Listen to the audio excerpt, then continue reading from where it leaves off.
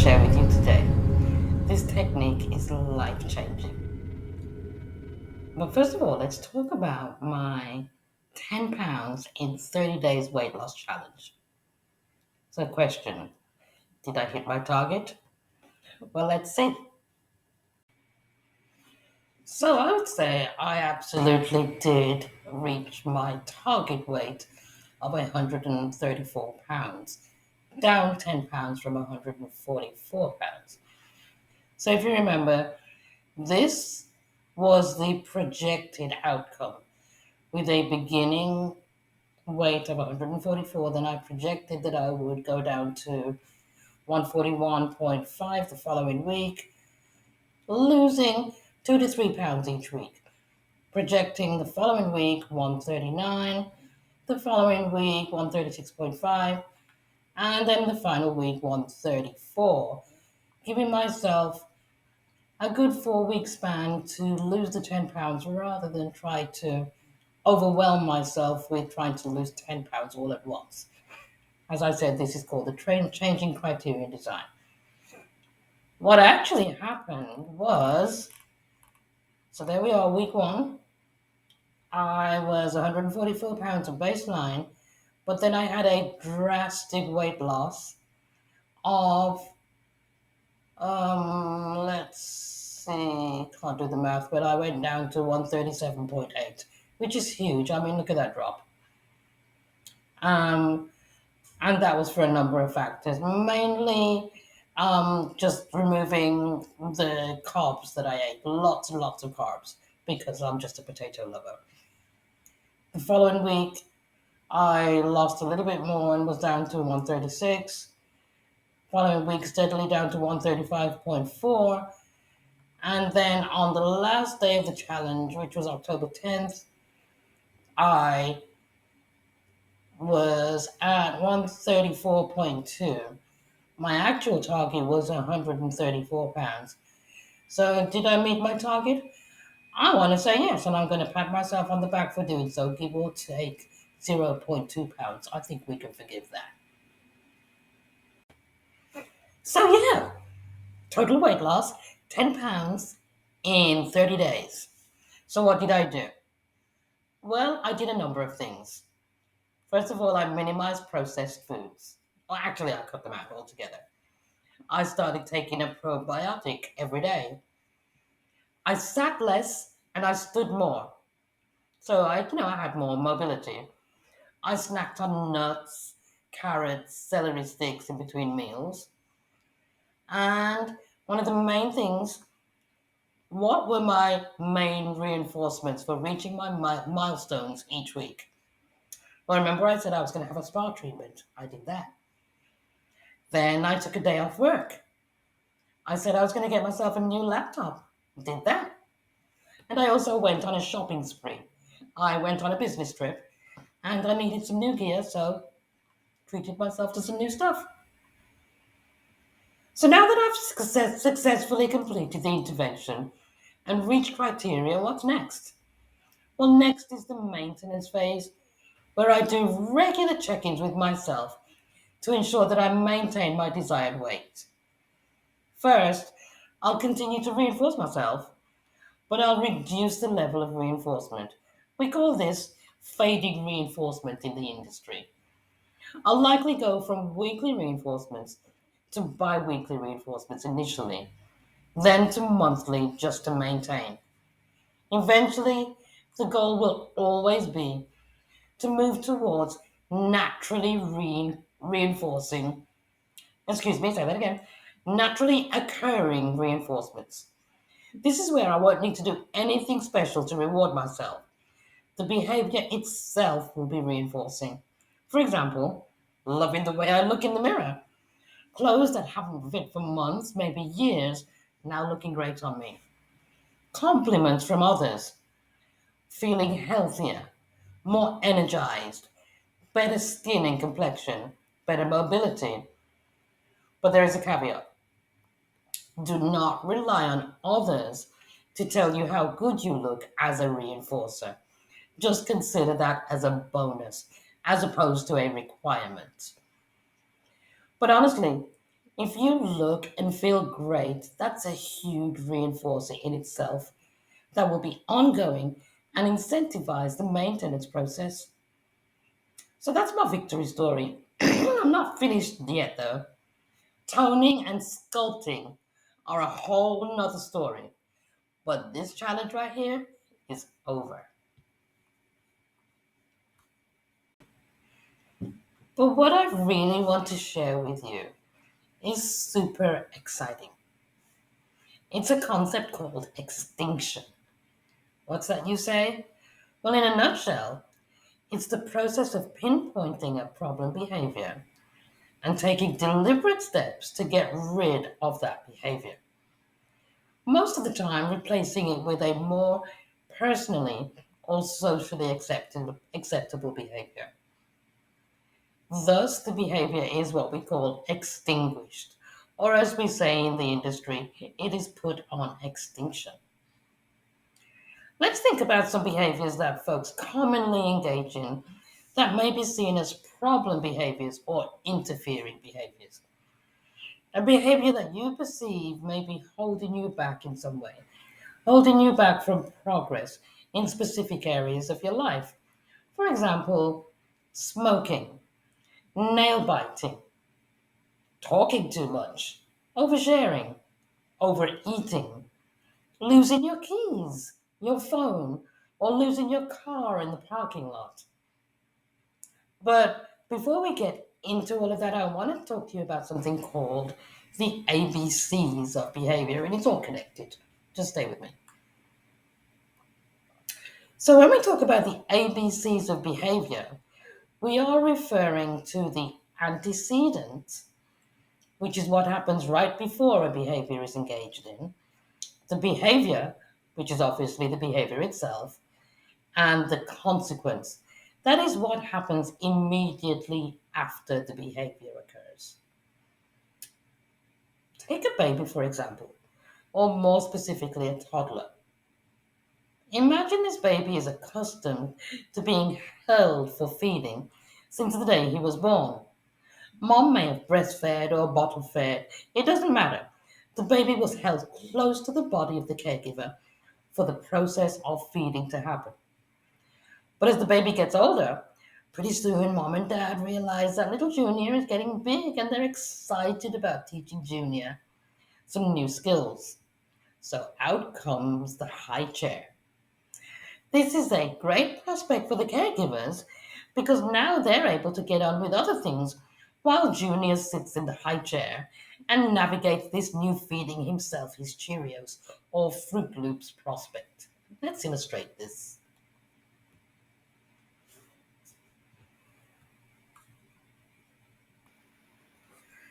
So here we have mom with the antecedent of placing the bowl of Cheerios in front of little Junior. There's his bowl. There's his lovely Cheerios. Or Fruit Loops, whatever is your preference. That's the antecedent. We're looking at the behavior of Junior. So the behavior is little Junior takes that bowl of Cheerios and pitches it right off the high chair. This is what I think of you and your high chair and Cheerios bowl, Mom. And the consequence is Mom comes over to little Junior and scolds or reprimands or interacts in some way with little Junior. So let's examine that for a moment. Why did little Junior do that? Well, it's very likely because he was lacking attention. He doesn't know how else to get attention, so he's going to engage in a problem behavior, which is what he's able to access first and foremost. What did mom do? Well, mom gave Junior the attention. Very often, it doesn't matter whether the attention is negative or positive. What matters is that the attention is given, the behavior is reinforced. So, what is the likelihood that Junior will engage in that behavior again in the future? Very likely. The likelihood is very, very high. Junior's behavior was reinforced with the exact thing that it was seeking. Thus, caregivers have an obligation to teach Junior more appropriate ways to garner attention and no longer give the dumping behavior any attention whatsoever, even if it means a pile of Cheerios on the floor momentarily while Junior waits for the desired response. When he sees that the response he's looking for is not forthcoming, he will start to realize that he gets major attention from other things, like maybe a smile or a giggle or doing something awesome like, hey, let's do some poop in the potty or let's take a few steps today.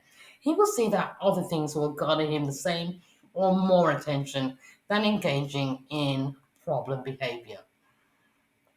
And Junior will refrain from engaging in the interfering behavior and gravitate towards and repeat behaviors that will give him the desired outcomes.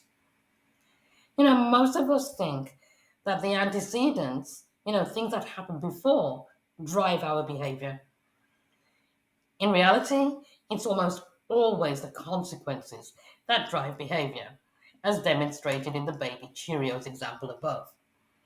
What happens after behaviors are strong motivators for future behavior. So earlier I mentioned smoking as a potential problem behavior. I'd like to circle back to that for a moment. There are multiple components attached to the behavior of smoking. For simplicity, I'm just going to pull out a couple of those components to illustrate this concept. A person may smoke a cigarette if he feels anxious, restless, upset, or maybe they use cigarettes as a social mediator. Smoking very often unites certain individuals.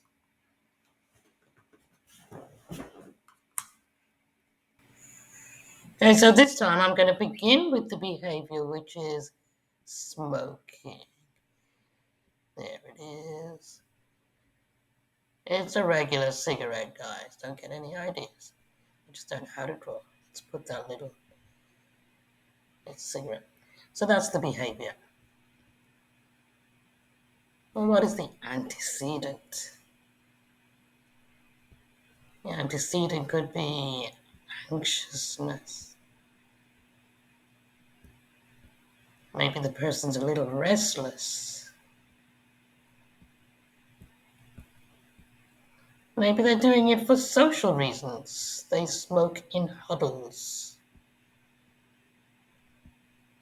And what would be the consequence here? Well, the consequence is less anxiety.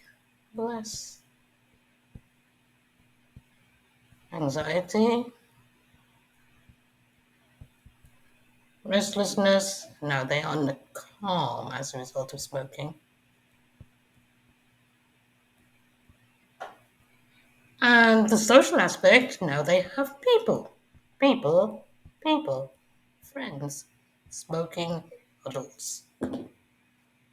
So here you have your antecedents, your behavior, and your consequence of smoking behavior. But for many, smoking is identified as a problem or interfering behavior. Sometimes for the smoker, sometimes for others, around the smoker, very often both. What are some of the reasons why smoking can be considered a problem behavior? Health risks, environmental risks, pollution, social risks, financial risks. Cigarettes are expensive. So what can we do? Remember earlier I mentioned that most behaviors are often driven by the consequences. Sometimes it's absolutely possible to simply change the consequence and the behavior will go away, as in the baby Cheerios example. But it's not always possible to change the consequence because in the case of the smoking, the consequences would be really difficult to manipulate. The cigarette does give the feeling of calmness for the user. It does reduce anxiety, and smoking huddles really do exist. So, in this situation, we have to figure out a way to get the same outcomes from a different behavior. Basically, we change the behavior and achieve the same or similar results. We therefore have to make the above consequences available for non interfering and non problem behaviors. When Junior pitched the Cheerios, Mommy ignored the problem behavior and made the effort of pitching the Cheerios ineffective. She then gave big whoops to other more desirable behaviors. When a behavior is no longer being reinforced, it becomes extinct. It is under the process of extinction. And that's why we're here to talk about extinction. Let's try the outcomes of the smoking behavior again, but this time replacing the behavior itself with an alternative behavior that will produce the same results. I'm going to give you a couple of examples. So, example number one, the antecedents are the same. The smoker may be anxious, may be restless, and may smoke for the social interaction. We're changing the behavior. Now, the smoker has decided to engage in yoga. So, what are the consequences of engaging in yoga? Well, calmness results from engaging in yoga. Participants always claim to be relaxed after engaging in yoga. And you're typically not alone in a yoga class, so you have a new social norm. Now you have a new group of people. So the social is also reinforced. So see how we changed the behavior but still got the same results? Let's look at another example. Antecedent, again, anxiousness, excuse me, restlessness, and social interaction. We're changing the behavior this time to nicotine patches or nicotine gum. I don't know a whole lot about them. I don't really know how they work, but reports suggest that people get the same consequences from the nicotine patches and gum as they do from smoking. So now the user is calm, the user is relaxed, and here's the caveat: there is a new social for the user. Very often, folks who smoke alienate other people who don't want to be around smoke for various reasons. So now it is likely that the smoker will attract a whole new range of people that actually want to interact with someone who smokes. So I'm going to give you an example of my own replacement behavior. Once upon a time, I was a severe nail biter. So why was this considered a problem? Well, because of health and safety concerns. My nails and hands looked terrible. What was my antecedent? Well, I mean, it was a long, long time ago. But the antecedent was stress and anxiety. I have studied my entire adult life. And I know I'm not the only one, but I literally went from high school to college for my bachelor's, from bachelor's to master's, from master's to doctorate. I have never not studied, ever. So, as everybody knows, studying and deadlines, benchmarks, can be quite stressful. And in addition to that, I was raising a family, I was a wife, so, there were other, commitments that I had to adhere to also. So there was quite a bit of stress and anxiety. What was the behavior? The behavior was severe nail biting. What was the consequence? Well, temporarily, it was a distraction from the stressors, um, And also, I will also add that, I would look at my nails, and in my mind, I'd think, oh, they don't look so good. And so I would bite them to try to fix them. But in trying to fix them, I was literally making them 10 times worse. So, consequence, distraction from the stresses, momentarily perceived smoother nails. And honestly, there was also some kind of sensory satisfaction that I was getting from hand to mouth, nails to mouth. I don't know what it really was. But the long term consequences were I was embarrassed about the way my hands looked. My nails looked terrible. And I'm sure other people were looking like, oh my gosh, what in the world is wrong with her? So what did I do? Um, so while the stress and uneven nails were unnerving to me, the sight of my nails invariably became more distracting to me. But I discovered an alternative or a replacement behavior quite by accident. I started getting my nails done with regularity. Um, I found that when my nails were professionally done with acrylic overlays, a couple of problems were solved. I could no longer access my nails to bite them because acrylic is pretty thick. If you're familiar with, getting your nails done, you'll know that acrylic is pretty thick. So I could no longer access my nails to bite them. I had a different sensation in my fingers. Um, so I didn't even feel the same. And thus the desire to bite my nails was completely gone. The sensory satisfaction was no longer available. And the biggest thing was my nails looked great all the time. So what was the behavior? The new behavior? Well, the antecedent was still there. Stress, jacked up nails, and a sensory need to bite them. But the new behavior, getting my nails professionally done with regularity, consequences, great looking nails. Um, was the stress still there? Yeah, it was. But I had to figure out other ways to work out the stress because I no longer had access to what was reinforcing the nail biting. So, other methods include talking, walking, working out, praying. But the biggest consequence was beautiful nails all the time. What was the long term consequence? The embarrassment of awful looking hands and speculation was gone. Um, and the consequence is now reliably informing and driving the behavior. I love my nails to look great. So there is no desire anymore for me to nibble at my nails because the incentive of wonderful looking hands is so much greater. So, in summary, if you're thinking about a behavior that you would love to get rid of, a behavior that is interfering with your life in some way, put that behavior on extinction. Find a replacement behavior that will serve the same function as the interfering behavior. I promise you, it's not hard to do.